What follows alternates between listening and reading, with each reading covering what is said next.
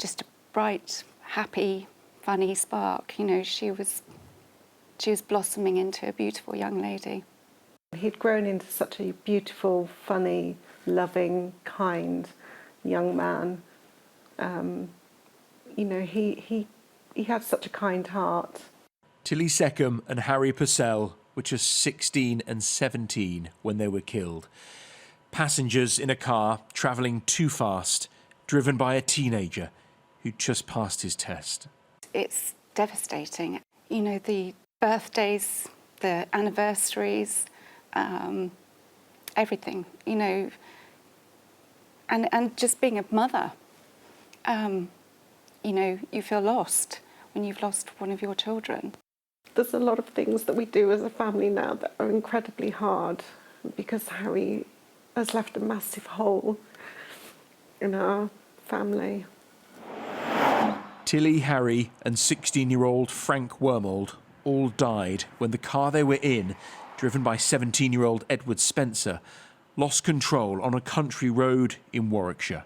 Edward Spencer had passed his driving test just 5 weeks before he made a journey on this stretch of road. He was travelling at around 64 miles per hour when he lost control. Too fast, say police, for the conditions. He crashed his Fiesta into an oncoming Fiat 500, seriously injuring 2 primary school children and their stepmum inside. She told Sky News of the moment it happened. I was on a straight strip of road and I saw a silver Ford Fiesta coming towards me round the corner, and I could tell that the driver had lost control, and I knew it was going to hit my car, and the only thing I could do was tell my children to close their eyes because I knew they were going to die. All 3 did survive, but their recovery continues.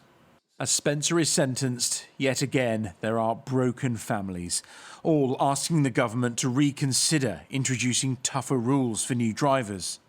Graduated driving licences, successful in countries like Canada and Australia, see restrictions like a ban on driving at night and a limit on passenger numbers. If graduated driving licences were in place, you know, this would have saved Tilly's life. What I'm saying is if you're not willing to go down the graduated driving licences route, no action and procrastination is not good enough anymore. We're penalised because our son's been killed.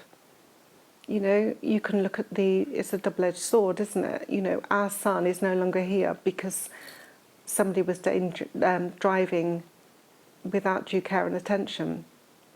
Sentencing Spencer, the judge described the carnage he had caused, telling him he was a habitual bad driver, showing off and going too fast. In an unusual intervention, he said this horrific situation might have been avoided if young drivers had limits on passenger numbers.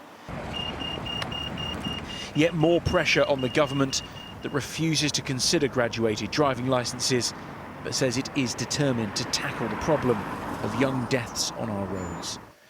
Too late for 3 families who've lost their children. Dan Whitehead, Sky News.